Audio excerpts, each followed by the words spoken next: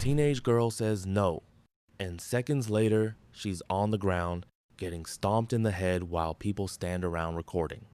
Yeah, this actually happened in New York City. And the part that's got everyone talking, it's not just the attack, it's what nobody did. So here's what we know based on confirmed reports. This happened in East Harlem. A 15-year-old girl was approached by a 14-year-old boy. He asked for her number. She said no. That should have been the end of it, but it wasn't. The situation escalated fast. The boy allegedly knocked her to the ground and then stomped on her head. Not once, multiple times. And while this is happening, people are around them, phones out, recording. The girl was later taken to the hospital with a concussion. She survived, but clearly this could have gone way worse. Don't talk to me on TikTok, right? After that, I smack the shit out of you right now, right? Do it. Nah, you stand right here. You will. Nah, you stand right here. You stand right here.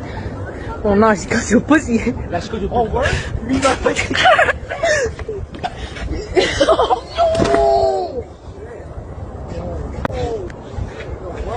Yo, no.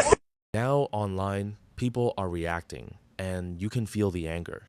A lot of folks are like, how do you hear no and turn that into violence? Others are stuck on something else. Wait, people were filming this and nobody stepped in? That's where it gets uncomfortable. Because it's not just about one person losing control. It's about a whole group watching it happen. You see people saying things like, this isn't just a crime, this is a mindset problem. Like somewhere along the line, respect just disappeared. And then there's another group of people bringing up safety, especially for women. They're basically saying, situations like this are exactly why people feel like they have to be ready to protect themselves at all times. Not everyone agrees on how, but the fear behind that part is real. Then there's a question nobody can ignore. What about the people recording? Because think about it. If you're there, you see someone getting seriously hurt, and your first move is to pull out your phone, that says something.